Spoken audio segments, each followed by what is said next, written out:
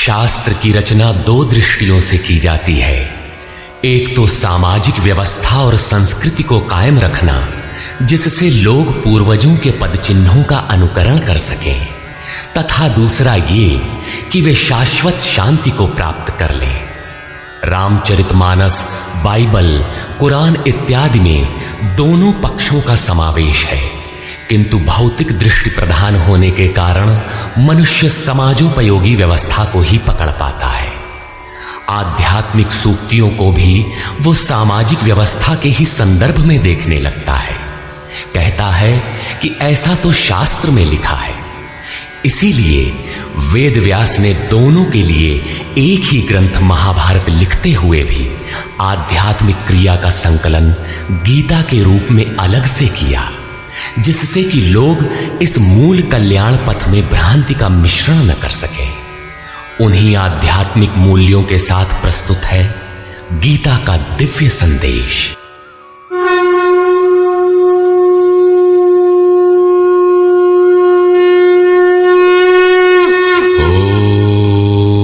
ओम श्री परमात्मने नमः।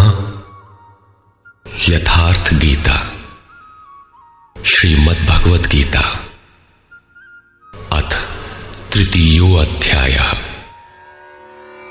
अध्याय 2 में भगवान श्री कृष्ण ने बताया कि यह बुद्धि तेरे लिए ज्ञान मार्ग के विषय में कही गई। कौन सी बुद्धि? यही कि युद्ध कर, जीतोगे तो महामहिम की स्थिति प्राप्त कर लोगे और हारोगे तो देवत्व है। जीत में सर्वस्व है और हार में भी देवत्व है, कुछ मिलता ही है। अतः इस दृष्टि से लाभ और हानि दोनों में कुछ न कुछ मिलता है, किंचित भी क्षति नहीं है। फिर कहा, अब इसी को तू निष्काम कर्मयोग के विषय में सुन। जिस बुद्धि से युक्त होकर तू कर्मों के बंधन से अच्छी प्रकार छूट जाएगा। फिर उसकी विशेषताओं पर प्रकाश डाला। कर्म करते समय आवश्यक सावधानियों पर बल दिया कि फल की वासना वाला ना हो, कामनाओं से रहित होकर कर्म में प्रवृत्त हो और कर्म करने में तेरी अश्रद्धा भी ना हो, जिससे तू कर्म बंधन से मुक्त हो जाएगा। मुक्त तो होगा, किंतु रास्ते में अपनी स्थिति नहीं दिखाई पड़ी। अतः अर्जुन को निष्काम कर्मयोग की अपेक्षा ज्ञान मार्ग सरल और प्राप्ति वाला प्रतीत हुआ। उसने प्रश्न किया, जनार्दन, निष्काम कर्म की अपेक्षा ज्ञान मार्ग आपकी दृष्टि में श्रेष्ठ है, तो मुझे भयंकर कर्मों में क्यों लगाते हैं? प्रश्न स्वाभाविक था। मान लें एक ही स्थान पर जाने के दो रास्ते हैं। यदि आपको वास्तव में जाना है तो आप अवश्य प्रश्न करेंगे कि इनमें सुगम कौन है। यदि नहीं करते तो आप पथिक नहीं। ठीक इसी प्रकार अर्जुन ने भी प्रश्न रखा। अर्जुन उवाच,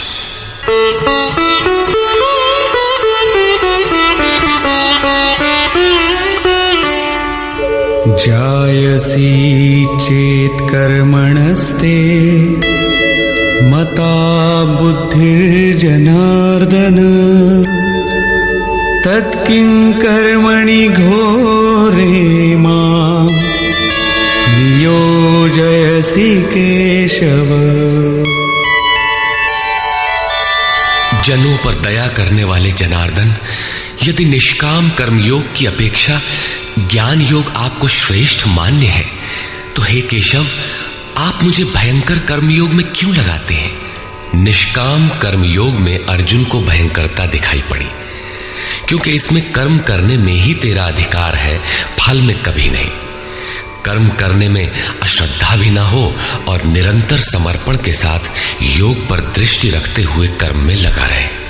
जबकि ज्ञान मार्ग में हारोगे तो देवत्व है, जीतने पर महामहिम स्थिति है। अपनी लाभ हानि स्वयं देखते हुए आगे बढ़ना है।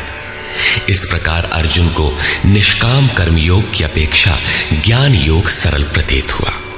इसलिए उसने निवेदन किया,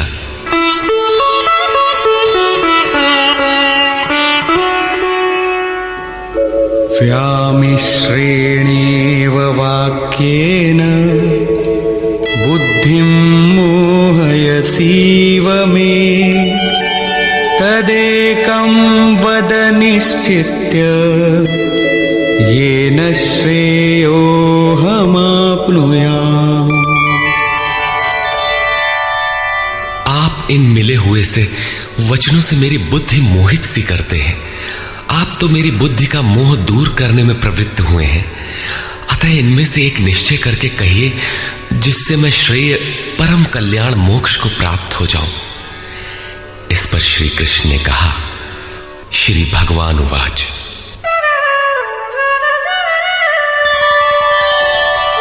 लोकेऽस्मिन् द्विविधा निष्ठा पुरा प्रोक्ता मया नघ। ज्ञानयोगेन सांख्यानां कर्मयोगेन योगिनाम्। निष्पाप अर्जुन, इस संसार में सत्य शोध की दो धाराएं मेरे द्वारा पहले कही गई हैं। पहले का तात्पर्य कभी सत्य युग या त्रेता में नहीं, बल्कि अभी जिसे दूसरे अध्याय में कह आए हैं। ज्ञानियों के लिए ज्ञान मार्ग और योगियों के लिए निष्काम कर्म योग बताया गया है। दोनों ही मार्गों के अनुसार कर्म तो करना ही पड़ेगा, कर्म अनिवार्य है। न कर्मणामनारम्भात् नैष्कर्म्यं पुरुषोऽश्नुते न च सन्न्यसनादेव सिद्धिं समधिगच्छति। अर्जुन, मनुष्य न तो कर्मों को न आरंभ करने से निष्कर्मता की अंतिम स्थिति को प्राप्त होता है और न आरंभ की हुई क्रिया को त्यागने मात्र से भगवत प्राप्ति रूपी परम सिद्धि को ही प्राप्त होता है। अब तुझे ज्ञान मार्ग अच्छा लगे या निष्काम कर्म मार्ग, दोनों में कर्म तो करना ही पड़ेगा। प्रायः इस स्थल पर लोग भगवत पथ में संक्षिप्त मार्ग और बचाव ढूंढने लगते हैं। कर्म आरंभ ही न करें, हो गए निष्कर्मी। कहीं ऐसी भ्रांति न रह जाए, इसलिए श्री कृष्ण बल देते हैं कि कर्मों को न आरंभ करने से कोई निष्कर्म भाव को नहीं प्राप्त होता। शुभाशुभ कर्मों का जहां अंत है, परम निष्कर्मता की उस स्थिति को कर्म करके ही पाया जा सकता है। इसी प्रकार बहुत से लोग कहते हैं, हम तो ज्ञान मार्गी हैं, ज्ञान मार्ग में कर्म है ही नहीं। ऐसा मानकर कर्मों को त्यागने वाले ज्ञानी नहीं होते। आरंभ की हुई क्रिया को त्यागने मात्र से कोई भगवत साक्षात्कार रूपी परम सिद्धि को प्राप्त नहीं होता है, क्योंकि नहि कश्चित् क्षणमपि जातु तिष्ठत्य कर्मकृत् कार्यते ह्यवशः कर्म सर्वः प्रकृतिजैर्गुणैः। कोई भी पुरुष किसी काल में क्षण मात्र भी कर्म किए बिना नहीं रहता, क्योंकि सभी पुरुष प्रकृति से उत्पन्न हुए गुणों द्वारा विवश होकर कर्म करते हैं। प्रकृति और प्रकृति से उत्पन्न गुण जब तक जीवित हैं, तब तक कोई भी पुरुष कर्म किए बिना रह ही नहीं सकता। अध्याय 4 के 33वें और 37वें श्लोक में श्री कृष्ण कहते हैं कि यावन मात्र कर्म ज्ञान में समाप्त हो जाते हैं। ज्ञान रूपी अग्नि संपूर्ण कर्मों को भस्म कर देता है। यहां वे कहते हैं कि कर्म किए बिना कोई रहता ही नहीं। अंततः वे महापुरुष कहते क्या हैं? उनका आशय है कि यज्ञ करते करते तीनों गुणों से अतीत हो जाने पर मन के विलय और साक्षात्कार के साथ यज्ञ का परिणाम निकल जाने पर कर्म शेष हो जाते हैं। उस निर्धारित क्रिया की पूर्णता से पहले कर्म मिटते नहीं, प्रकृति पिंड नहीं छोड़ती।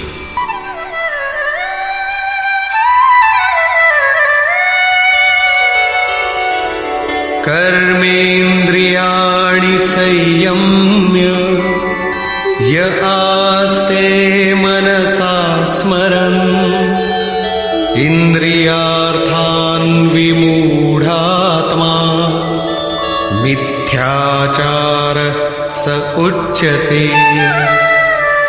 इतने पर भी विशेष रूप से मूढ़ लोग जो कर्मेंद्रियों को हठ से रोककर इंद्रियों के भोगों का मन से स्मरण करते रहते हैं, वे मिथ्याचारी हैं, पाखंडी हैं, न कि ज्ञानी। सिद्ध है कि कृष्ण काल में भी ऐसी रूढ़ियां थीं। लोग करने योग्य क्रिया को छोड़कर इंद्रियों को हठ से रोककर बैठ जाते थे और कहने लगते थे कि मैं ज्ञानी हूं, पूर्ण हूं। किंतु श्री कृष्ण कहते हैं कि वे धूर्त हैं। ज्ञान मार्ग अच्छा लगे या निष्काम कर्म योग, दोनों ही मार्गों में कर्म तो करना ही पड़ेगा।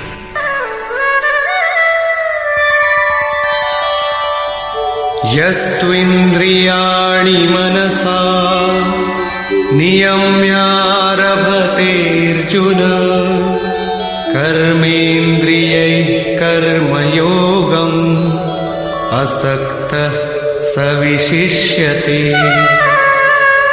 अर्जुन, जो पुरुष मन से इंद्रियों को वश में करके जब मन में भी वासनाओं का स्फुरण न हो, सर्वथा अनासक्त हुआ कर्मेंद्रियों से कर्मयोग का आचरण करता है, वो श्रेष्ठ है। ठीक है, समझ में आया कि कर्म का आचरण करें, किंतु ये प्रश्न खड़ा होता है कि कौन सा कर्म करें। इस पर कहते हैं, नियतं कुरु कर्म त्वं कर्मजायो ह्यकर्मणः शरीरयात्रापि च ते न प्रसिद्धेद कर्मणः। अर्जुन, तू निर्धारित किए हुए कर्म को कर, अर्थात कर्म तो बहुत से हैं, उनमें से कोई एक चुना हुआ है, उसी नियत कर्म को कर। कर्म न करने की अपेक्षा कर्म करना ही श्रेष्ठ है। इसलिए कि करते रहोगे, थोड़ी भी दूरी तय कर लोगे तो जैसा पीछे बता आए हैं, महान जन्म मरण के भय से उद्धार करने वाला है, इसलिए श्रेष्ठ है। कर्म न करने से तेरी शरीर यात्रा भी सिद्ध नहीं होगी। शरीर यात्रा का अर्थ लोग कहते हैं शरीर निर्वाह। कैसा शरीर निर्वाह? क्या आप शरीर हैं? ये पुरुष जन्म जन्मांतर से, युग युगांतरों से शरीर की यात्रा ही तो करता चला आ रहा है। जैसे वस्त्र जीर्ण हुआ तो दूसरा तीसरा धारण किया, इसी प्रकार कीट पतंग से लेकर मानव तक, ब्रह्मा से लेकर यावन मात्र जगत परिवर्तनशील है। ऊपर नीचे योनियों में बराबर ये जीव शरीरों की ही तो यात्रा कर रहा है।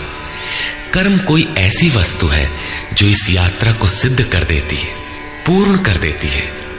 मान लें एक भी जन्म लेना पड़ा तो यात्रा तो जारी है, अभी तो पथिक चल ही रहा है, वो दूसरे शरीरों की यात्रा कर रहा है। यात्रा पूर्ण तब होती है जब गंतव्य आ जाए। परमात्मा में स्थिति के अनंतर इस आत्मा को शरीरों की यात्रा नहीं करनी पड़ती, अर्थात शरीर त्याग और शरीर धारण वाला क्रम समाप्त हो जाता है। अतः कर्म कोई ऐसी वस्तु है कि इस पुरुष को पुनः शरीरों की यात्रा नहीं करनी पड़ती। मोक्ष से शुभात। अर्जुन, इस कर्म को करके तू संसार बंधन अशुभ से छूट जाएगा। कर्म कोई ऐसी वस्तु है जो संसार बंधन से मुक्ति दिलाती है। अब प्रश्न खड़ा होता है कि वो निर्धारित कर्म है क्या। इस पर कहते हैं, यज्ञार्थात् कर्मणोऽन्यत्र लोकोऽयं कर्मबन्धनः तदर्थं कर्म कौन्तेय मुक्तसंग समाचर। अर्जुन, यज्ञ की प्रक्रिया ही कर्म है। वो हरकत कर्म है जिससे यज्ञ पूर्ण हो। सिद्ध है कि कर्म एक निर्धारित प्रक्रिया है। इसके अतिरिक्त जो कर्म होते हैं, क्या वे कर्म नहीं है? श्री कृष्ण कहते हैं, नहीं, वे कर्म नहीं है।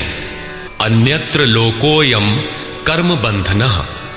इस यज्ञ की प्रक्रिया के अतिरिक्त दुनिया में जो कुछ भी किया जाता है, सारा जगत जिसमें रात दिन व्यस्त है, वो इसी लोक का एक बंधन है, न कि कर्म। कर्म तो मोक्ष से शुभात, अशुभ अर्थात संसार बंधन से छुटकारा दिलाने वाला है। मात्र यज्ञ की प्रक्रिया ही कर्म है। वो हरकत कर्म है जिससे यज्ञ पूरा होता है। अतः अर्जुन, उस यज्ञ की पूर्ति के लिए संग दोष से अलग रहकर भली प्रकार कर्म का आचरण कर। संग दोष से अलग हुए बिना यह कर्म होता ही नहीं। अब हम समझ गए कि यज्ञ की प्रक्रिया ही कर्म है, किंतु यहां पुनः एक नवीन प्रश्न उत्पन्न हो गया कि वो यज्ञ क्या है जिसे किया जाए।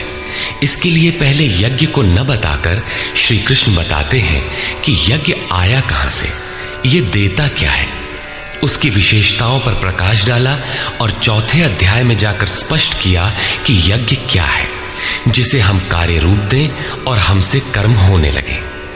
योगेश्वर श्री कृष्ण की शैली से स्पष्ट है कि जिस वस्तु का चित्रण करना है वे पहले उसकी विशेषताओं का चित्रण करते हैं जिससे श्रद्धा जागृत हो। तत्पश्चात वे उसमें बरती जाने वाली सावधानियों पर प्रकाश डालते हैं और अंत में मुख्य सिद्धांत प्रतिपादित करते हैं। स्मरण रहे कि यहां पर श्री कृष्ण ने कर्म के दूसरे अंग पर प्रकाश डाला कि कर्म एक निर्धारित क्रिया है।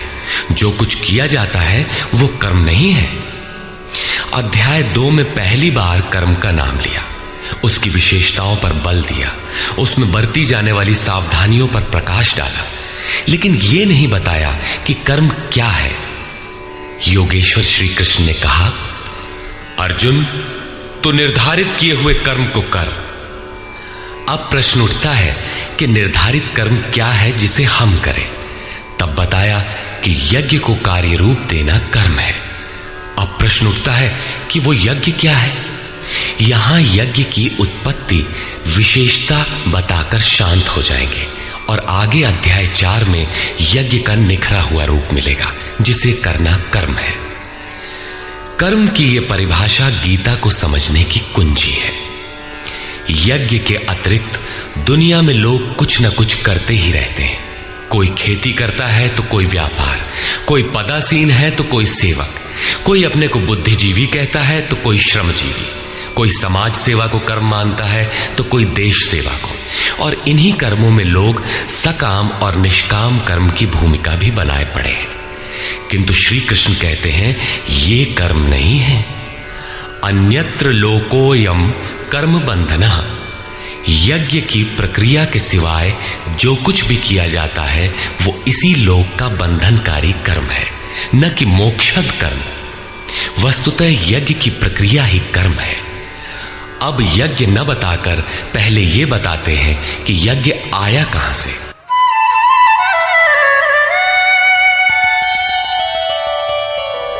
सहयज्ञाः प्रजा सृष्ट्वा पुरोवाच प्रजापतिः अनेन प्रसविष्यध्वम् एषवोस्त्विष्टकामधु।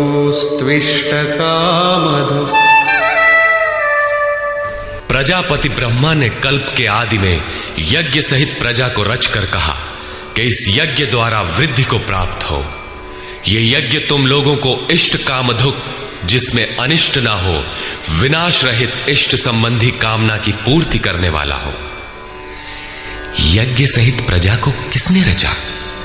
प्रजापति ब्रह्मा ने। ब्रह्मा कौन? क्या 4 मुख और 8 आंखों वाला देवता जैसा कि प्रचलित है? नहीं।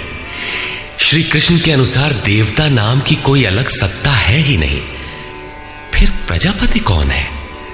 वस्तुतः जिसने प्रजा के मूल उद्गम परमात्मा में प्रवेश पा लिया है वो महापुरुष प्रजापति है। बुद्धि ही ब्रह्मा है। अहंकार शिव बुद्धि अज, मन शशि चित्त महान। उस समय बुद्धि यंत्र मात्र होती है। उस महापुरुष की वाणी में परमात्मा ही बोलता है। भजन की वास्तविक क्रिया प्रारंभ हो जाने पर बुद्धि का उत्तरोत्तर उत्थान होता है। प्रारंभ में वो बुद्धि ब्रह्म विद्या से संयुक्त होने के कारण ब्रह्मविद कही जाती है। क्रमशः विकारों का शमन होने पर, ब्रह्म विद्या में श्रेष्ठ होने पर यह ब्रह्म विद्वर कही जाती है। उत्थान और सूक्ष्म हो जाने पर बुद्धि की अवस्था विकसित हो जाती है। वो ब्रह्म विद्वरीयान कहलाती है। उस अवस्था में ब्रह्म विद्वेत्ता पुरुष दूसरों को भी उत्थान मार्ग पर लाने का अधिकार प्राप्त कर लेता है। बुद्धि की पराकाष्ठा है ब्रह्म विद्वरिष्ठ, अर्थात ब्रह्मविद की वो अवस्था जिसमें इष्ट प्रवाहित है। ऐसी स्थिति वाले महापुरुष प्रजा के मूल उद्गम परमात्मा में प्रविष्ट और स्थित रहते हैं। ऐसे महापुरुषों की बुद्धि मात्र यंत्र है, वे ही प्रजापति कहलाते हैं। वे प्रकृति के द्वंद्व का विश्लेषण कर आराधना क्रिया की रचना करते हैं। यज्ञ के अनुरूप संस्कारों का देना ही प्रजा की रचना है। इससे पूर्व समाज अचेत अव्यवस्थित रहता है। सृष्टि अनादि है, संस्कार पहले से ही है, किंतु अस्त व्यस्त विकृत है। यज्ञ के अनुरूप उन्हें ढालना ही रचना या सजाना है। ऐसे महापुरुष ने कल्प के आदि में यज्ञ सहित प्रजा की रचना की। कल्प निरोग बनाता है, वैद्य कल्प देते हैं, कोई कायाकल्प करता है। ये क्षणिक शरीरों का कल्प है। वास्तविक कल्प तो तब है जब भवरोग से मुक्ति मिल जाए। आराधना का प्रारंभ इस कल्प की शुरुआत है। आराधना पूर्ण हुई तो आपका कल्प पूरा हो गया। इस प्रकार परमात्म स्वरूपस्थ महापुरुषों ने भजन के प्रारंभ में यज्ञ सहित संस्कारों को सुसंगठित कर कहा कि इस यज्ञ से तुम वृद्धि को प्राप्त हो। कैसी वृद्धि? क्या मकान कच्चे से पक्का बन जाएगा? आय अधिक होने लगेगी? नहीं, यज्ञ इष्ट कामधुक, इष्ट संबंधी कामना की पूर्ति करेगा। इष्ट है परमात्मा, उस परमात्मा संबंधी कामना की पूर्ति वाला है। प्रश्न स्वाभाविक है कि यज्ञ सीधे उस परमात्मा की प्राप्ति करा देगा अथवा क्रम क्रम से चलकर।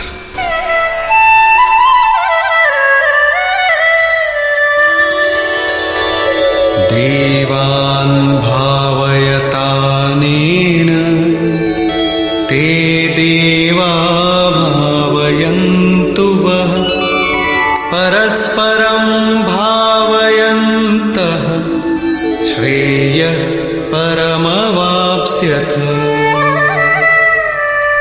इस यज्ञ द्वारा देवताओं की उन्नति करो, अर्थात दैवी संपत्ति की वृद्धि करो। वे देवता लोग तुम लोगों की उन्नति करेंगे। इस प्रकार आपस में वृद्धि करते हुए परम श्रेय, जिसके बाद कुछ भी पाना शेष न रहे, ऐसे परम कल्याण को प्राप्त हो जाओ।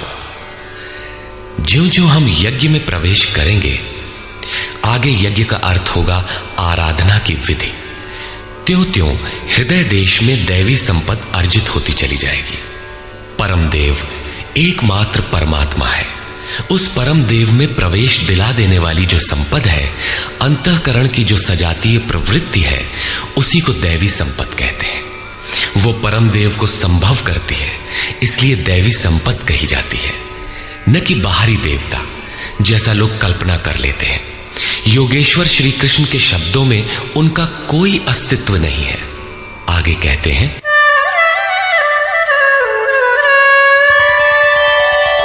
इष्टान् भोगान् निवो देवा दास्यन्ते यज्ञभाविताः तैर्दत्तान् प्रदायैभ्यो यो भुङ्क्तेस्तेन एव सः। यज्ञ द्वारा संवर्धित देवता दैवी संपत्ति आपको इष्टान भोगान ही दास्यन्ते, इष्ट अर्थात आराध्य संबंधी भोगों को देंगे, अन्य कुछ नहीं। तैहि दत्तान, वे ही एकमात्र देने वाले हैं। इष्ट को पाने का अन्य कोई विकल्प नहीं है। इन दैवी गुणों को बिना बढ़ाए जो इस स्थिति का भोग करता है, वो निश्चय ही चोर है। जब उनसे पाया ही नहीं तो भोगेगा क्या? किंतु कहता अवश्य है कि हम तो तत्वदर्शी हैं। वो निश्चय ही चोर है, न कि प्राप्ति वाला। किंतु पाने वाले क्या पाते हैं? यज्ञशिष्टाशिनः सन्तो मुच्यन्ते सर्वकिल्बिषैः भुञ्जते ते त्वघं पापा ये पचन्त्यात्मकारणात्।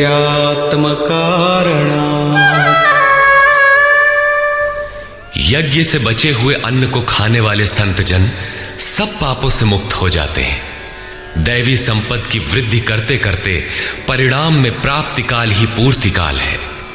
जब यज्ञ पूर्ण हो गया तो शेष बचा हुआ ब्रह्म ही अन्न है। इसी को श्री कृष्ण ने दूसरे शब्दों में कहा, यज्ञ शिष्टामृत भुजो यान्ति ब्रह्म सनातनम। यज्ञ जिसकी सृष्टि करता है उस अशन को पान करने वाला ब्रह्म में प्रविष्ट हो जाता है। यहां वे कहते हैं कि यज्ञ से शेष बचे हुए अशन को, ब्रह्म पीयूष को पान करने वाला सब पापों से छुटकारा पा जाता है। संत जन तो छूट जाते हैं, किंतु पापी लोग मोह के माध्यम से उत्पन्न शरीरों के लिए पचते हैं। वे पाप खाते हैं। उन्होंने भजन भी किया, आराधना को समझा, अग्रसर भी हुए, किंतु बदले में एक मीठी सी चाह पैदा हो गई कि आत्म कारणात्, शरीर के लिए और शरीर के संबंधों को लेकर कुछ मिले। उसे मिल तो जाएगा, किंतु उतने भोग के पश्चात वो अपने को वहीं खड़ा पाएगा जहां से चलना प्रारंभ किया था। इससे बड़ी क्षति क्या होगी? जब शरीर ही नश्वर है तो इसके सुख भोग कब तक साथ देंगे? वे आराधना तो करते हैं, किंतु बदले में पाप ही खाते हैं। पलटि सुधाते सठ विष लेहि, वो नष्ट तो नहीं होगा, किंतु आगे नहीं बढ़ेगा। इसीलिए श्री कृष्ण निष्काम भाव से कर्म भजन करने पर बल देते हैं। अभी तक श्री कृष्ण ने बताया कि यज्ञ परम श्रेय देता है और उसकी रचना महापुरुषों द्वारा होती है, किंतु वे महापुरुष प्रजा की रचना में क्यों प्रवृत्त होते हैं? इस पर कहते हैं,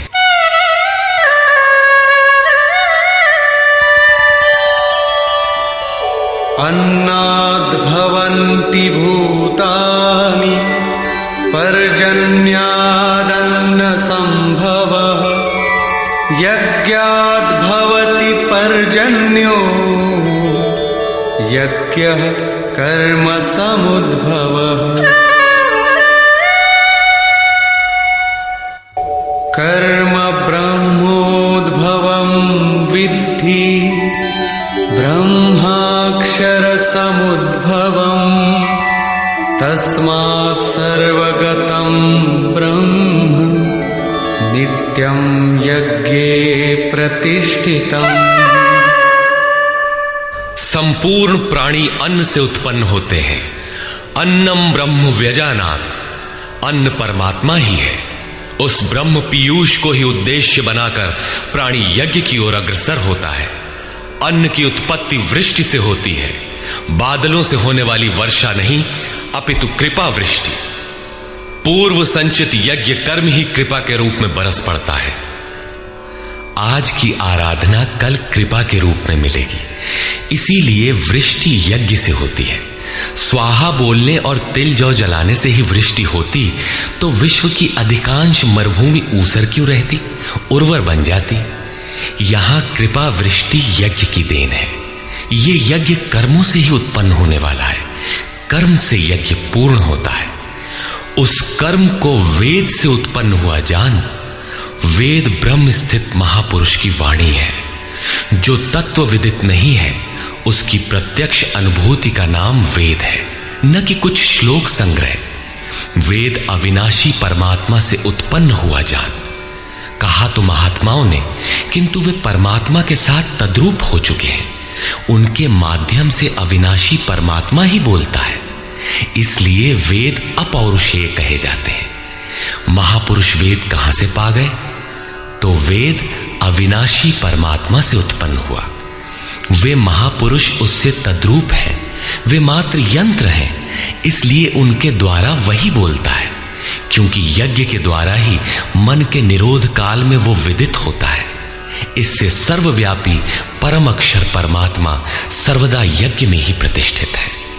यज्ञ ही उसे पाने का एकमात्र उपाय है। इसी पर बल देते हैं,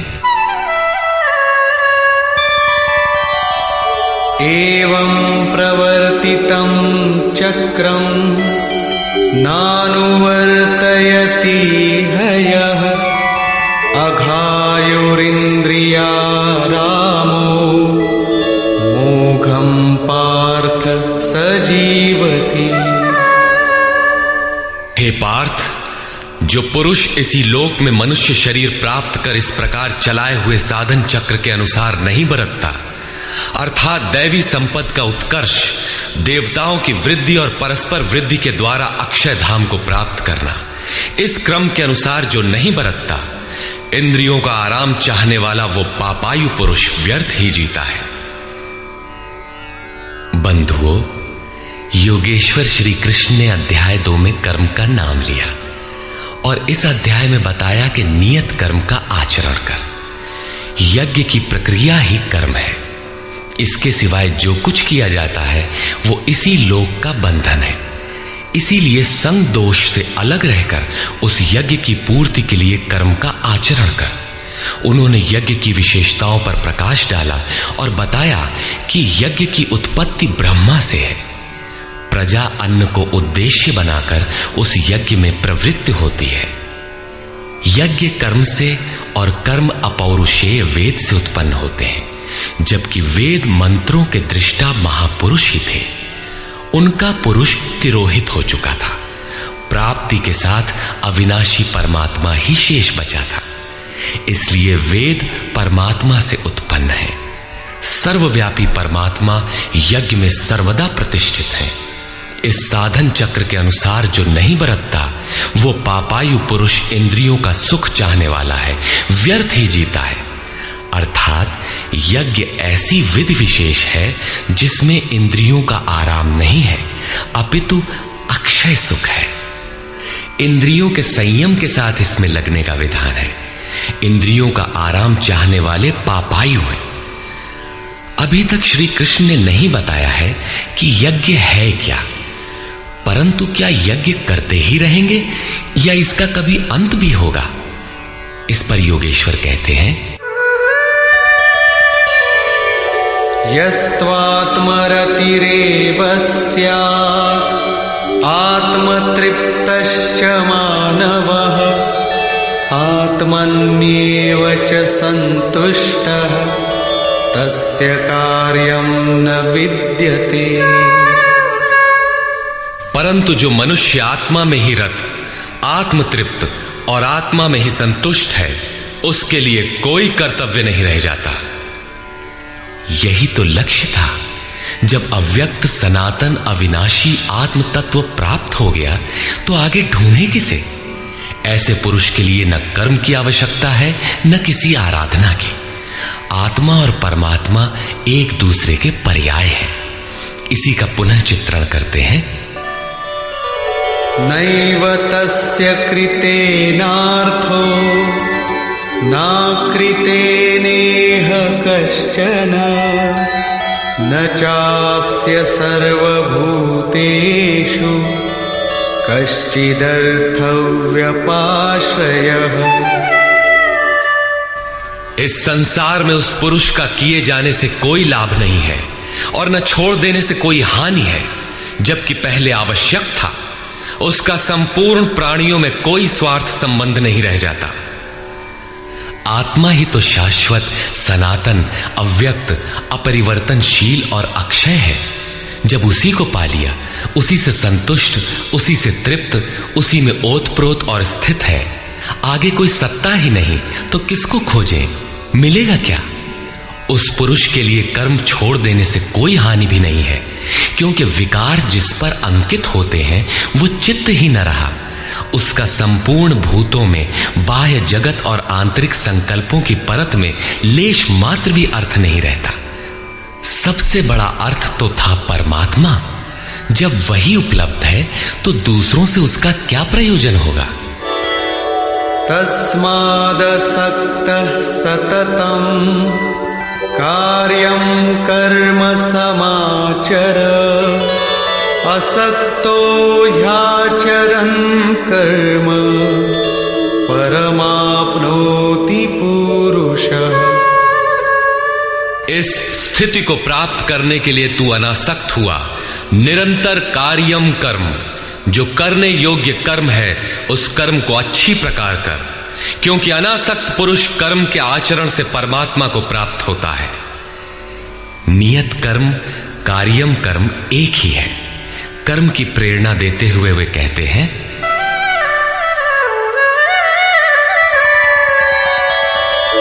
कर्मणैव हि संसिद्धिम् आस्थिता जनकादयः लोकसंग्रहमेवापि संपश्यन् कर्तुमर्हसि। जनक माने राजा जनक नहीं, जनक जन्मदाता को कहते हैं। योग ही जनक है, आपके स्वरूप को जन्म देता है, प्रकट करता है। योग से संयुक्त प्रत्येक महापुरुष जनक हैं। ऐसे योग संयुक्त बहुत से ऋषियों जनकादयः, जनक इत्यादि ज्ञानी जन महापुरुष भी कर्मणा एव संसिद्धिम, कर्मों के द्वारा ही परम सिद्धि को प्राप्त हुए हैं। परम सिद्धि माने परम तत्व परमात्मा की प्राप्ति। जनक इत्यादि जितने भी पूर्व में होने वाले महर्षि हुए हैं, इस कार्यम कर्म के द्वारा जो यज्ञ की प्रक्रिया है, इस कर्म को करके ही संसिद्धिम परम सिद्धि को प्राप्त हुए। किंतु प्राप्ति के पश्चात वे भी लोक संग्रह को देखकर कर्म करते हैं, लोकहित को चाहते हुए कर्म करते हैं। अतः तू भी प्राप्ति के पश्चात लोकनायक बनने के लिए कार्य करने के ही योग्य है। क्यों? यद्यदाचरति श्रेष्ठः तत्तदेवेतरो जनः स यत्प्रमाणं कुरुते लोकस्तदनुवर्तते। श्रेष्ठ पुरुष जो जो आचरण करता है, अन्य पुरुष भी उसके अनुसार ही करते हैं। वो महापुरुष जो कुछ प्रमाण कर देता है, संसार उसका अनुसरण करता है। पहले श्री कृष्ण ने स्वरूप में स्थित आत्मतृप्त महापुरुष की रहनी पर प्रकाश डाला कि उसके लिए कर्म किए जाने से न कोई लाभ और न छोड़ने से कोई हानि। फिर भी जनकादि कर्म में भली प्रकार बरतते थे। वहां उन महापुरुषों से श्री कृष्ण धीरे से अपनी तुलना कर देते हैं कि मैं भी एक महापुरुष हूं। न मे पार्थास्ति कर्तव्यम् त्रिषु लोकेषु किंचन नानवाप्तमवाप्तव्यम् वर्त एव च कर्मणि। हे पार्थ, मुझे तीनों लोकों में कोई कर्तव्य नहीं है। पीछे कह आए हैं कि उस महापुरुष का समस्त भूतों में कोई कर्तव्य नहीं है। यहां कहते हैं तीनों लोकों में मुझे कुछ भी कर्तव्य शेष नहीं है, तथा किंचन मात्र प्राप्त होने योग्य वस्तु अप्राप्त नहीं है। तब भी मैं कर्म में भली प्रकार बरतता हूं। क्यों? यदि हम न वर्तेयम् जातु कर्मण्यतन्द्रितः मम वर्त्मानुवर्तन्ते मनुष्याः पार्थ सर्वशः। क्योंकि यदि मैं सावधान होकर कदाचित कर्म में न बरतूं तो मनुष्य मेरे बर्ताव के अनुसार बरतने लग जाएंगे। तो क्या आपका अनुकरण भी बुरा है? श्री कृष्ण कहते हैं हां। उत्सीदेयुरिमे लोका न कुर्यां कर्म चेदहम् शंकरस्य च कर्ता स्याम् उपहन्यामिमाः प्रजाः। यदि मैं सावधान होकर कर्म न करूं तो ये सब लोग भ्रष्ट हो जाएं और मैं शंकरस्य वर्ण संकर का करने वाला हूं तथा इन सारी प्रजा का हनन करने वाला, मारने वाला बनूं। स्वरूप में स्थित महापुरुष सतर्क रहकर यदि आराधना क्रम में न लगे रहें तो समाज उनकी नकल करके भ्रष्ट हो जाएगा। महापुरुष ने तो आराधना पूर्ण करके परम नैष्कर्म्य की स्थिति को पाया है। वे न करें तो उनके लिए कोई हानि नहीं है। किंतु समाज ने तो अभी आराधना आरंभ ही नहीं की। पीछे वालों के मार्गदर्शन के लिए ही महापुरुष कर्म करते हैं। मैं भी करता हूं। अर्थात श्री कृष्ण एक महापुरुष थे, न कि बैकुंठ से आए हुए कोई विशेष भगवान।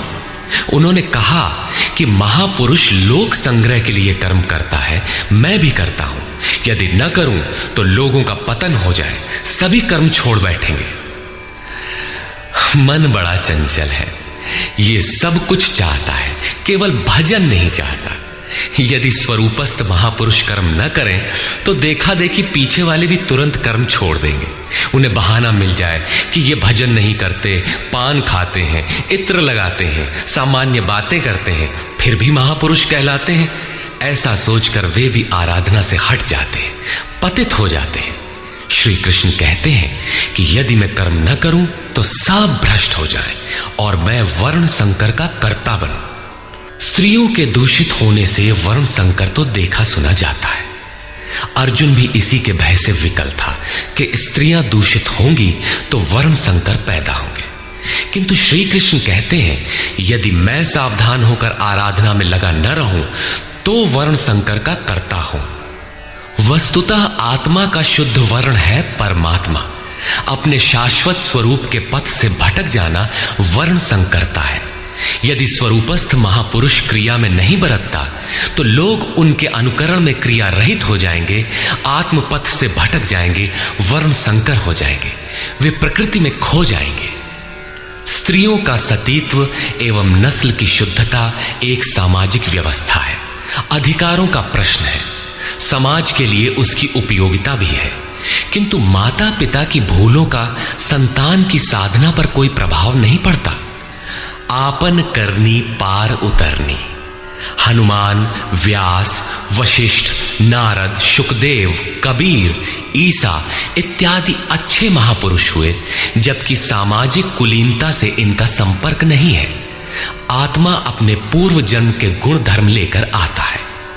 श्री कृष्ण कहते हैं मनः षष्ठानीन्द्रियाणि प्रकृतिस्थानी कर्षति। मन सहित इंद्रियों से जो कार्य इस जन्म में होता है उनके संस्कार लेकर जीवात्मा पुराने शरीर को त्याग कर नवीन शरीर में प्रवेश कर जाता है। इसमें जन्मदाताओं का क्या लगा? उनके विकास में कोई अंतर नहीं आया। अतः स्त्रियों के दूषित होने से वर्ण संकर नहीं होता। स्त्रियों के दूषित होने और वर्ण संकर से कोई संबंध नहीं है। शुद्ध स्वरूप की ओर अग्रसर न होकर प्रकृति में बिखर जाना ही वर्ण संकर है। यदि महापुरुष सावधान होकर क्रिया, नियत कर्म में बरतते हुए लोगों से क्रिया न कराएं तो वो उस सारी प्रजा का हनन करने वाला, मारने वाला बने। साधना क्रम में चलकर उस मूल अविनाशी की प्राप्ति ही जीवन है और प्रकृति में बिखरे रहना, भटक जाना मृत्यु है। किंतु वो महापुरुष इस सारी प्रजा को यदि क्रिया पथ पर नहीं चलाता, उस सारी प्रजा को बिखराव से रोककर सतपथ पर नहीं चलाता, तो वो सारी प्रजा का हनन करने वाला हत्यारा है, हिंसक है और क्रमशः चलते हुए जो चला लेता है वो शुद्ध अहिंसा है। गीता के अनुसार शरीर का निधन, नश्वर कलेवरों का निधन मात्र परिवर्तन है, हिंसा नहीं। सक्ता कर्मण्य विद्वांसो यथा कुर्वन्ति भारत कुर्याद् विद्वांस तथा सक्तः चिकीर्षुर्लोक संग्रहम्। हे भारत, कर्म में आसक्त हुए अज्ञानी जन जैसे कर्म करते हैं, वैसे ही अनासक्त हुआ विद्वान, पूर्ण ज्ञाता भी लोक हृदय में प्रेरणा और कल्याण संग्रह चाहता हुआ कर्म करे। यज्ञ की विधि जानते और करते हुए भी हम अज्ञानी हैं। ज्ञान का अर्थ है प्रत्यक्ष जानकारी। जब तक लेश मात्र भी हम अलग हैं, आराध्य अलग है, तब तक अज्ञान विद्यमान है। जब तक अज्ञान है तब तक कर्म में आसक्ति रहती है। अज्ञानी जितनी आसक्ति से आराधना करता है उसी प्रकार अनासक्त। जिसे कर्मों से प्रयोजन नहीं है तो आसक्ति क्यों होगी?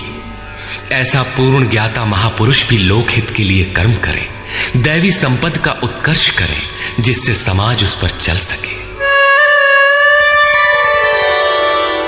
न बुद्धिभेदं जनयेद् अज्ञानां कर्मसंगिनां जोषयेत् सर्वकर्माणि विद्वान् युक्तः समाचरन्। ज्ञानी पुरुषों को चाहिए कि कर्मों में आसक्ति वाले अज्ञानियों की बुद्धि में भ्रम न पैदा करें, अर्थात स्वरूपस्थ महापुरुष ध्यान दें कि उनके किसी आचरण से पीछे वालों के मन में कर्म के प्रति अश्रद्धा न उत्पन्न हो जाए। परमात्म तत्व से संयुक्त महापुरुष को भी चाहिए कि स्वयं भली प्रकार नियत कर्म करता हुआ उनसे करावे। यही कारण था कि पूज्य महाराज जी वृद्धावस्था में भी रात के 2 बजे ही उठकर बैठ जाएं, खांसने लगे। 3 बजे बोलने लगे, उठो मिट्टी के पुतलो। सब उठकर चिंतन में लग जाएं तो स्वयं थोड़ा लेट जाएं। कुछ देर बाद फिर उठकर बैठ जाएं, कहें, तुम लोग सोचते हो कि महाराज सो रहे हैं, किंतु मैं सोता नहीं, श्वास में लगा हूं। वृद्धावस्था का शरीर है, बैठने में कष्ट होता है, इसी से मैं पड़ा रहता हूं। लेकिन तुम्हें तो स्थिर और सीधे बैठकर चिंतन में लगना है। जब तक तैल धारा के सदृश श्वास की डोरी न लग जाए, क्रम न टूटे, अन्य संकल्प बीच में व्यवधान उत्पन्न न कर सके, तब तक सतत लगे रहना साधक का धर्म है। मेरी श्वास तो बांस की तरह स्थिर खड़ी है। यही कारण है कि अनुयायियों से कराने के लिए वो महापुरुष भली प्रकार कर्म में बरतता है। जिस गुण को सिखावे उसे करके दिखावे। इस प्रकार स्वरूपस्थ महापुरुष को भी चाहिए कि स्वयं कर्म करता हुआ साधकों को भी आराधना में लगाए रहे। साधक भी श्रद्धापूर्वक आराधना में लगे, किंतु चाहे ज्ञान योगी हो अथवा समर्पण भाव वाला निष्काम कर्म योगी हो, साधक में साधना का अहंकार नहीं आना चाहिए। कर्म किसके द्वारा होते हैं, उसके होने में कौन कारण है, इस पर श्री कृष्ण प्रकाश डालते हैं।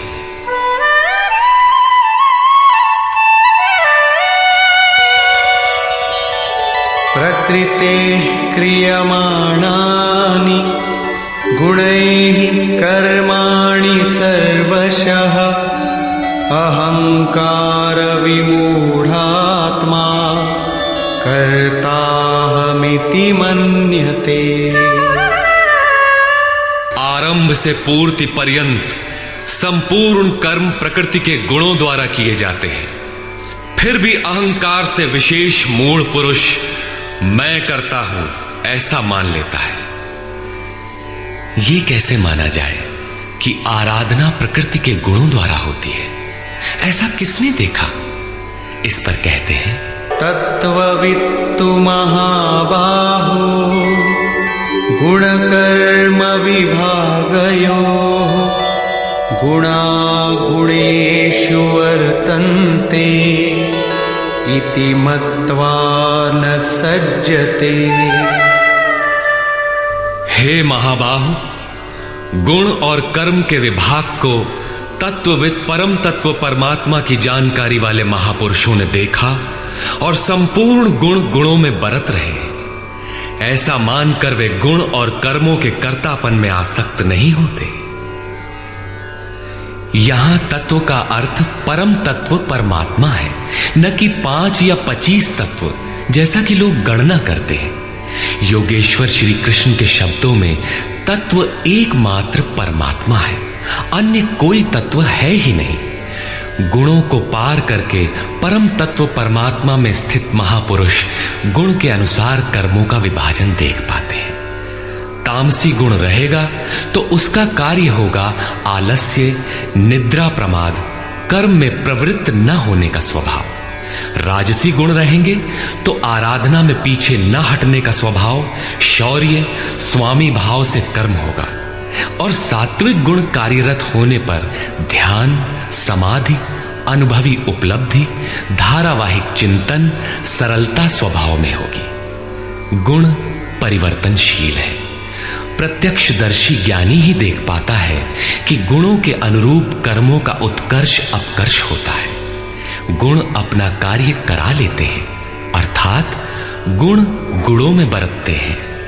ऐसा समझकर वो प्रत्यक्ष दृष्टा कर्म में आसक्त नहीं होता। किंतु जिसने गुणों का पार नहीं पाया, जो अभी रास्ते में है, उन्हें तो कर्म में आसक्त रहना है। इसलिए प्रकृतेर्गुण सम्मूढ़ा सज्जन्ते गुण कर्मसु तान कृत्स्नविदो मंदान् कृत्स्नविन्न विचालयेत्। प्रकृति के गुणों से मोहित हुए पुरुष गुण और कर्मों में क्रमशः निर्मल गुणों की ओर उन्नति देखकर उनमें आसक्त होते हैं। उन अच्छी प्रकार न समझने वाले मंदान शिथिल प्रयत्न वालों को अच्छी प्रकार जानने वाला ज्ञानी चलायमान न करे, उन्हें हतोत्साहित न करे, बल्कि प्रोत्साहन दे, क्योंकि कर्म करके ही उन्हें परम नैष्कर्म्य की स्थिति पाना है। अपनी शक्ति और स्थिति का आकलन करके कर्म में प्रवृत्त होने वाले ज्ञान मार्गी साधकों को चाहिए कि कर्म को गुणों की देन माने, अपने को कर्ता मानकर अहंकारी न बन जाए। निर्मल गुणों को प्राप्त होने पर भी उनमें आसक्त न हो। किंतु निष्काम कर्मयोगी को कर्म और गुणों के विश्लेषण में समय देने की कोई आवश्यकता नहीं है। उसे तो बस समर्पण के साथ कर्म करते जाना है। कौन गुण आ जा रहा है, ये देखना इष्ट की जिम्मेदारी हो जाती है। गुणों का परिवर्तन और क्रम क्रम से उत्थान वो इष्ट की ही देन मानता है और कर्म होने को भी उन्हीं की देन मानता है। अतः कर्तापन का अहंकार या गुणों में आसक्ति होने की समस्या उसके लिए नहीं रहती, जबकि अनवरत लगा रहता है। इसी पर और साथ ही युद्ध का स्वरूप बताते हुए श्री कृष्ण कहते हैं, मयि सर्वाणि कर्माणि सन्न्यस्याध्यात्मचेतसा निराशीर्निर्ममो भूत्वा युध्यस्व विगतज्वरः। इसलिए अर्जुन, तू अध्यात्म चेतसा अंतरात्मा में चित्त का निरोध करके ध्यानस्थ होकर संपूर्ण कर्मों का मुझ में अर्पण करके आशा रहित, ममता रहित और संताप रहित होकर युद्ध कर। जब चित्त ध्यान में स्थित है, लेश मात्र भी कहीं आशा नहीं, कर्म में ममत्व नहीं है, असफलता का संताप नहीं है, तो वो पुरुष कौन सा युद्ध करेगा? जब सब ओर से चित्त सिमटकर हृदय देश में निरुद्ध होता जा रहा है, तो वो लड़ेगा किस लिए, किससे और वहां है कौन? वास्तव में जब आप ध्यान में प्रवेश करेंगे, तभी युद्ध का सही स्वरूप खड़ा होता है। तो काम क्रोध, राग द्वेष, आशा तृष्णा इत्यादि विकारों का समूह, विजातीय प्रवृत्तियां जो कुरु कहलाती हैं, संसार में प्रवृत्ति देती ही रहती हैं। बाधा के रूप में भयंकर आक्रमण करती हैं। बस इनका पार पाना ही युद्ध है। इनको मिटाते हुए अंतरात्मा में सिमटते जाना, ध्यानस्थ होते जाना ही यथार्थ युद्ध है। इसी पर पुनः बल देते हैं,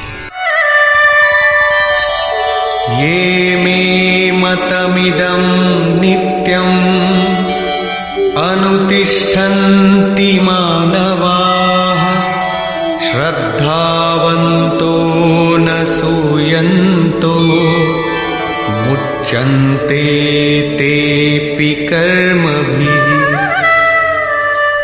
अर्जुन, जो कोई मनुष्य दोष दृष्टि से रहित होकर श्रद्धा भाव समर्पण से संयुक्त हुआ, सदा मेरे इस मत के अनुसार बरतते हैं कि युद्ध कर, वे पुरुष भी संपूर्ण कर्मों से छूट जाते हैं। योगेश्वर का यह आश्वासन किसी हिंदू, मुसलमान या ईसाई के लिए नहीं, अपितु मानव मात्र के लिए है। उनका मत है कि युद्ध कर। इससे ऐसा प्रतीत होता है कि यह उपदेश युद्ध वालों के लिए था। अर्जुन के समक्ष तो सौभाग्य से विश्व युद्ध की संरचना थी। आपके सामने तो कोई युद्ध नहीं है।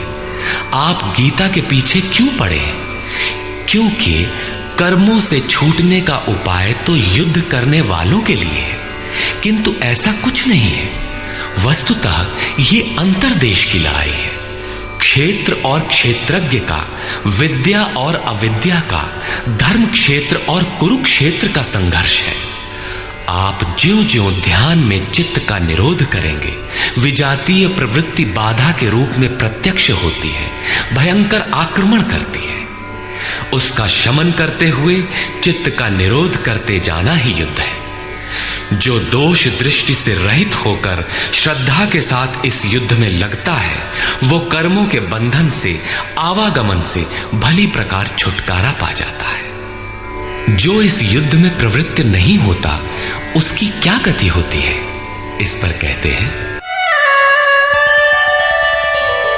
ये त्वेतदभ्यसूयन्तो नानुतिष्ठन्ति मे मतम् सर्वज्ञानविमूढांस्तान् विद्धि नष्टान चेतसः। जो दोष दृष्टि वाले अचेतसः, मोह निशा में अचेत लोग मेरे इस मत के अनुसार नहीं बरतते, अर्थात ध्यानस्थ होकर आशा, ममता, संताप रहित होकर समर्पण के साथ युद्ध नहीं करते। सर्वज्ञान विमूढ़ान, ज्ञान पथ में सर्वथा मोहित उन लोगों को तू कल्याण से भ्रष्ट हुआ ही जान। जब यही सही है तो लोग करते क्यों नहीं? इस पर कहते हैं, सदृशं चेष्टते स्वस्याः प्रकृतेर्ज्ञानवानपि प्रकृतिं यान्ति भूतानि निग्रहः किं करिष्यति। सभी प्राणी अपनी प्रकृति को प्राप्त होते हैं, अपने स्वभाव से परवश होकर कर्म में भाग लेते हैं। प्रत्यक्षदर्शी ज्ञानी भी अपनी प्रकृति के अनुसार चेष्टा करता है। प्राणी अपने कर्मों में बरतते हैं और ज्ञानी अपने स्वरूप में। जैसा जिसकी प्रकृति का दबाव है, वैसा ही कार्य करता है। यह स्वयं सिद्ध है। इसमें निराकरण कोई क्या करेगा? यही कारण है कि सभी लोग मेरे मत के अनुसार कर्म में प्रवृत्त नहीं हो पाते। वे आशा, ममता, संताप का, दूसरे शब्दों में राग द्वेष का त्याग नहीं कर पाते, जिससे कर्म का सम्यक आचरण नहीं हो पाता। इसी को और स्पष्ट करते हैं और दूसरा कारण बताते हैं, इंद्रियस्येन्द्रियस्यार्थे रागद्वेषौ व्यवस्थितौ तयोर्न वशमागच्छेत् तौ ह्यस्य परिपन्थिनौ। इंद्रिय और इंद्रियों के भोगों में राग और द्वेष स्थित है। इन दोनों के वश में नहीं होना चाहिए, क्योंकि इस कल्याण मार्ग में कर्मों से छूट जाने वाली प्रणाली में ये राग और द्वेष दुर्धर्ष शत्रु हैं, आराधना का अपहरण कर ले जाते हैं। जब शत्रु भीतर है तो बाहर कोई किसी से क्यों लड़ेगा? शत्रु तो इंद्रिय और भोगों के संसर्ग में है, अंतःकरण में है। अतः ये युद्ध भी अंतःकरण का युद्ध है, क्योंकि शरीर ही क्षेत्र है जिसमें सजातीय विजातीय दोनों प्रवृत्तियां, विद्या और अविद्या रहती हैं, जो माया के दो अंग हैं। इन्हीं प्रवृत्तियों का पार पाना, सजातीय प्रवृत्ति को साध कर विजातीय का अंत करना युद्ध है। विजातीय समाप्त होने पर सजातीय का उपयोग समाप्त हो जाता है। स्वरूप का स्पर्श करके सजातीय का भी उसके अंतराल में विलय हो जाना, इस प्रकार प्रकृति का पार पाना युद्ध है जो ध्यान में ही संभव है। राग द्वेष के शमन में समय लगता है, इसलिए बहुत से साधक क्रिया को छोड़कर सहसा महापुरुष की नकल करने लग जाते हैं। श्री कृष्ण इससे सावधान करते हैं।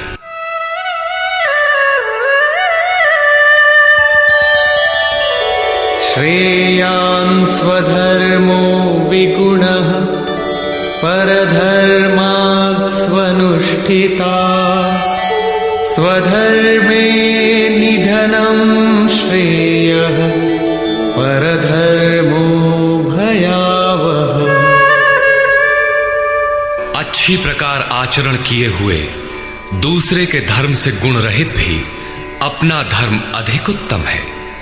स्वभाव से उत्पन्न कर्म में प्रवृत्त होने की क्षमता स्वधर्म है, अतः स्वधर्माचरण में मरना भी परम कल्याणकारक है। अपनी क्षमता के अनुसार कर्म में प्रवृत्त होने से साधक एक न एक दिन पार पा जाता है। जहां से साधन छूटेगा, शरीर मिलने पर वहीं से पुनः प्रारंभ होगा। आत्मा तो मरता नहीं। शरीर अर्थात वस्त्र बदलने से आपके बुद्धि विचार बदल तो नहीं जाते। आगे वालों की तरह स्वांग बनाने से साधक भय को प्राप्त होगा। भय प्रकृति में होता है, परमात्मा में नहीं। प्रकृति का आवरण और घना हो उठेगा। स्वधर्म क्या है? अध्याय 2 में श्री कृष्ण ने स्वधर्म का नाम लिया था कि स्वधर्म को भी देखकर तू युद्ध करने योग्य है। क्षत्रिय के लिए इससे बढ़कर कल्याणकारी मार्ग नहीं है। स्वधर्म में अर्जुन क्षत्रिय पाया जाता है। संकेत किया कि अर्जुन, जो ब्राह्मण है, वेदों का उपदेश उनके लिए क्षुद्र जलाशय के तुल्य है। तू वेदों से ऊपर उठ और ब्राह्मण बन, अर्थात स्वधर्म में परिवर्तन संभव है। वहां पुनः कहा कि राग द्वेष के वश में न हो, इन्हें काट, स्वधर्म श्रेयस्कर है। इनका यह आशय नहीं है कि अर्जुन किसी ब्राह्मण की नकल करके उस जैसी वेशभूषा बना ले। एक ही कर्म पथ को महापुरुष ने 4 श्रेणियों में बांट दिया: निकृष्ट, मध्यम, उत्तम, अति उत्तम। इन श्रेणी के साधकों को क्रमशः शूद्र, वैश्य, क्षत्रिय और ब्राह्मण की संज्ञा दी। शूद्र वाली क्षमता से कर्म का आरंभ होता है और साधना क्रम में वही साधक ब्राह्मण बन सकता है। इससे भी आगे जब वो परमात्मा में प्रवेश पा जाता है तो न ब्राह्मणो न क्षत्रियः न वैश्यो न शूद्रः चिदानंद रूपः शिवः केवलोहम्। वो वर्णों से ऊपर हो जाता है। यही श्री कृष्ण भी कहते हैं कि चातुर्वर्ण्यम मया सृष्टम। 4 वर्णों की रचना मैंने की। तो क्या जन्म के आधार पर मनुष्यों को बांटा? नहीं। गुण कर्म विभागशः, गुणों के आधार पर कर्म बांटा गया। कौन सा कर्म? क्या सांसारिक कर्म? श्री कृष्ण कहते हैं नहीं, नियत कर्म। नियत कर्म क्या है? वो है यज्ञ की प्रक्रिया, जिसमें होता है श्वास में प्रश्वास का हवन, प्रश्वास का श्वास में हवन, इंद्रिय संयम इत्यादि, जिसका शुद्ध अर्थ है योग साधना, आराधना। इस आराधना कर्म को ही 4 श्रेणियों में बांटा गया। जैसी क्षमता वाला पुरुष हो उसे उसी श्रेणी से प्रारंभ करना चाहिए। यही सबका अपना अपना स्वधर्म है। यदि वो आगे वालों की नकल करेगा तो भय को प्राप्त होगा। सर्वथा नष्ट तो नहीं होगा, क्योंकि इसमें बीज का नाश तो नहीं होता। हां, वो प्रकृति के दबाव से भयाक्रांत, दीनहीन अवश्य हो जाएगा। शिशु कक्षा का विद्यार्थी स्नातक कक्षा में बैठने लगे तो स्नातक क्या बनेगा? वो प्रारंभिक वर्णमाला से भी वंचित रह जाएगा। अर्जुन प्रश्न रखता है कि मनुष्य स्वधर्म का आचरण क्यों नहीं कर पाता। अर्जुन उवाच अथ केन प्रयुक्तोऽयं पापं चरति पूरुषः अनिच्छन्नपि वार्ष्णेय बलादिव नियोजितः। हे कृष्ण, फिर ये पुरुष बरबस घसीट कर लगाए हुए के सदृश न चाहता हुआ भी किसकी प्रेरणा से पाप का आचरण करता है? आपके मत के अनुसार क्यों नहीं चल पाता? इस पर योगेश्वर श्री कृष्ण कहते हैं, श्री भगवान उवाच काम एष क्रोध एष रजो गुण समुद्भवः महाशनो महापाप्मा विद्येनमिह वैरिणम्। अर्जुन, रजोगुण से उत्पन्न ये काम और ये क्रोध अग्नि के समान भोग भोगने से कभी न तृप्त होने वाले बड़े पापी हैं। काम क्रोध राग द्वेष के ही पूरक हैं। अभी मैंने जिसकी चर्चा की थी, इस विषय में तू इनको ही शत्रु जान। अब इनका प्रभाव बताते हैं।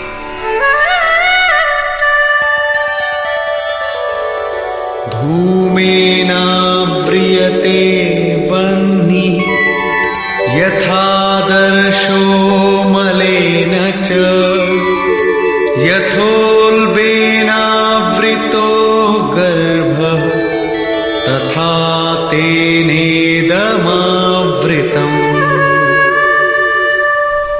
जैसे धुएं से अग्नि और मल से दर्पण ढक जाता है, जैसे जेर से गर्भ ढका हुआ है, ठीक वैसे ही काम क्रोधादि विकारों से यह ज्ञान ढका हुआ है। भीगी लकड़ी जलाने पर धुआं ही धुआं होता है। अग्नि रहकर भी लपट का रूप नहीं ले पाता। मल से ढके दर्पण पर जिस प्रकार प्रतिबिंब स्पष्ट नहीं होता, झिल्ली के कारण जिस प्रकार गर्भ ढका रहता है, वैसे ही इन विकारों के रहते परमात्मा का प्रत्यक्ष ज्ञान नहीं होता। आवृतं ज्ञानमेतेन ज्ञानिनो नित्यवैरिणा कामरूपेण कौन्तेय दुष्पूरेणानलेन च। कौन्तेय, अग्नि के समान भोगों से न तृप्त होने वाले ज्ञानियों के निरंतर बैरी इस काम से ज्ञान ढका हुआ है। अभी तो श्री कृष्ण ने काम और क्रोध दो शत्रु बताए। प्रस्तुत श्लोक में वे केवल एक शत्रु काम का नाम लेते हैं। वस्तुतः काम में क्रोध का अंतर्भाव है। कार्य पूर्ण होने पर क्रोध समाप्त हो जाता है, किंतु कामना समाप्त नहीं होती। कामना पूर्ति में व्यवधान पड़ते ही क्रोध पुनः उभर आता है। काम के अंतराल में क्रोध भी निहित है। इस शत्रु का निवास कहां है? इसे ढूंढे कहां? निवास जान लेने पर इसे समूल नष्ट करने से सुविधा रहेगी। इस पर श्री कृष्ण कहते हैं,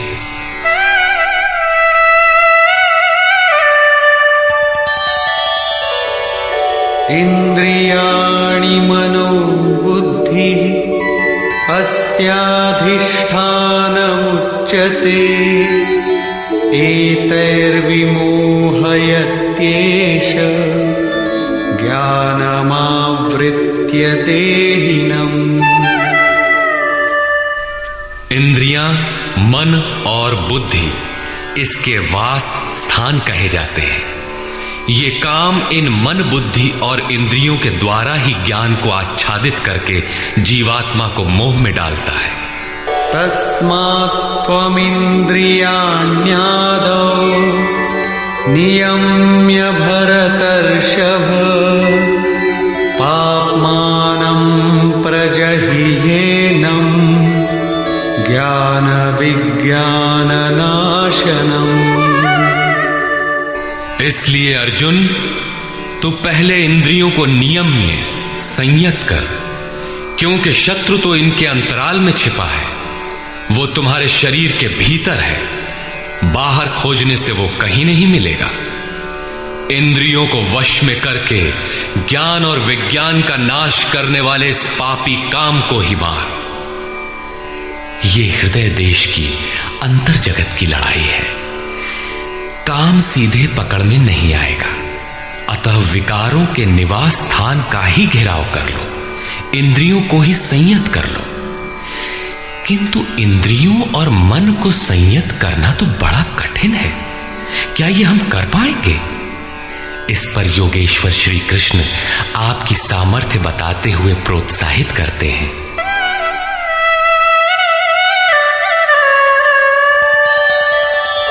इंद्रियाणि पराण्याहुः इंद्रियेभ्यः परं मनः मनसस्तु परा बुद्धिः यो बुद्धेः परतस्तु सः।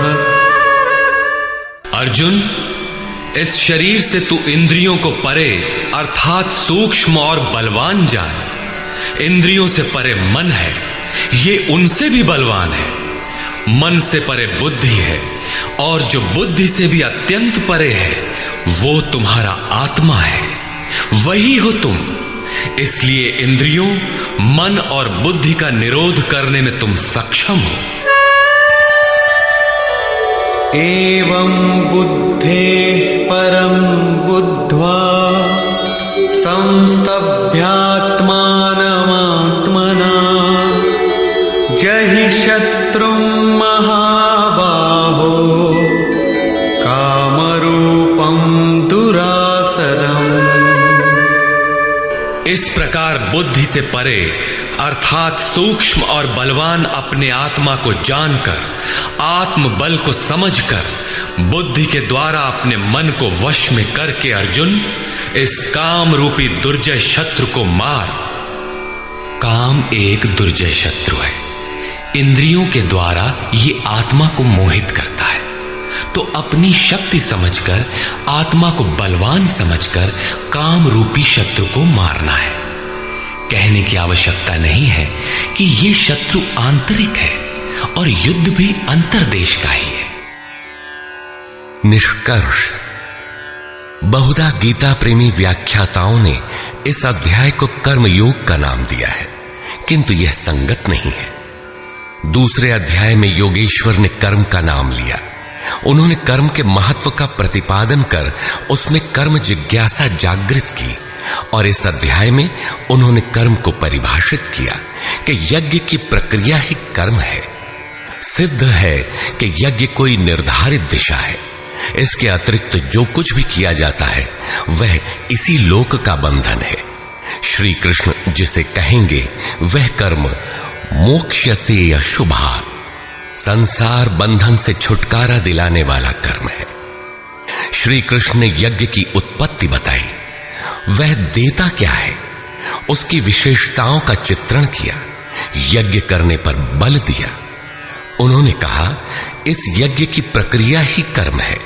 जो नहीं करते वे पापायु, आराम चाहने वाले व्यर्थ जीते हैं। पूर्व में होने वाले महर्षियों ने भी इसे करके ही परम नैष्कर्म्य सिद्धि को पाया।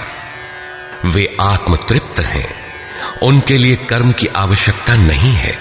फिर भी पीछे वालों के मार्गदर्शन के लिए वे भी कर्म में भली प्रकार लगे रहते थे।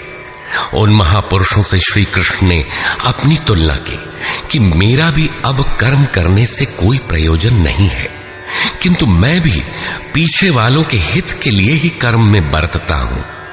श्री कृष्ण ने स्पष्ट अपना परिचय दिया कि वे एक योगी थे।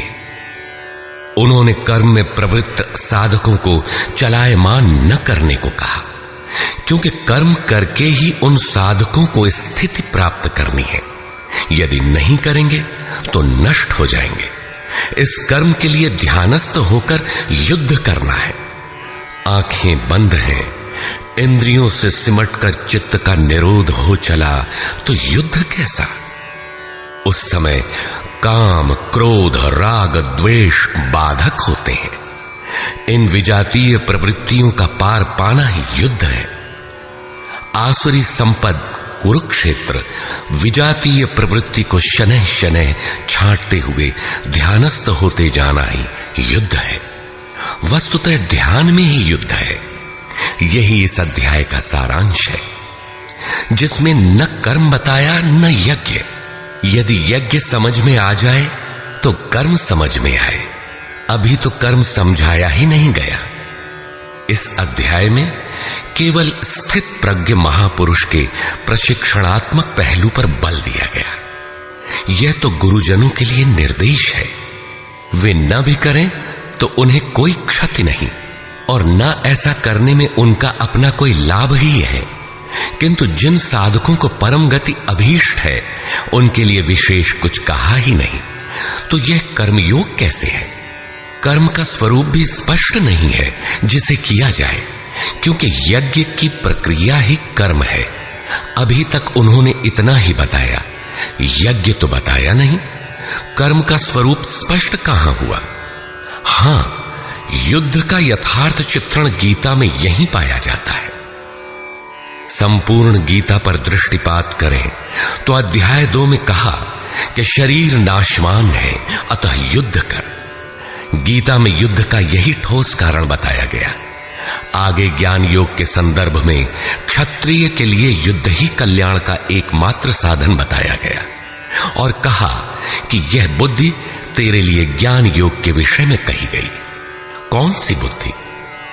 यही कि हार जीत दोनों दृष्टियों में लाभ ही है, ऐसा समझकर युद्ध कर।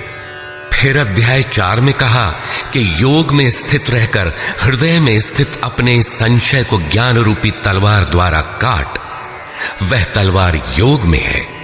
अध्याय 5 से 10 तक युद्ध की चर्चा तक नहीं है।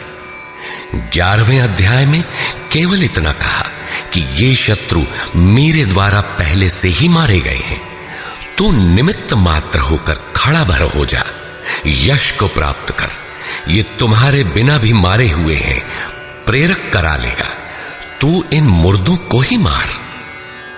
अध्याय 15 में संसार सुविरूढ़ मूल वाला पीपल वृक्ष जैसा कहा गया, जिसे असंगता रूपी शस्त्र द्वारा काटकर उस परम पद को खोजने का निर्देश मिला। आगे के अध्यायों में युद्ध का उल्लेख नहीं है। हां, अध्याय 16 में असुरों का चित्रण अवश्य है, जो नरकगामी है। अध्याय 3 में ही युद्ध का विशद चित्रण है। श्लोक 30 से श्लोक 43 तक युद्ध का स्वरूप, उसकी अनिवार्यता, युद्ध न करने वालों का विनाश, युद्ध में मारे जाने वाले शत्रुओं के नाम, उन्हें मारने के लिए अपनी शक्ति का आह्वान और निश्चय ही उन्हें काटकर फेंकने पर बल दिया। इस अध्याय में शत्रु और शत्रु का आंतरिक स्वरूप स्पष्ट है, जिनके विनाश की प्रेरणा दी गई है। अतः ओम तत्सदिति श्रीमद्भगवद गीता सूपनिषत्सु ब्रह्म विद्यायाम योग शास्त्रे श्री कृष्णार्जुन संवादे शत्रु विनाश प्रेरणा नाम तृतीयो अध्याय। इस प्रकार स्वामी अड़गड़ानंद कृत श्रीमद्भगवद गीता के भाष्य यथार्थ गीता का 3रा अध्याय पूर्ण होता है। हरि ओम तत्सत।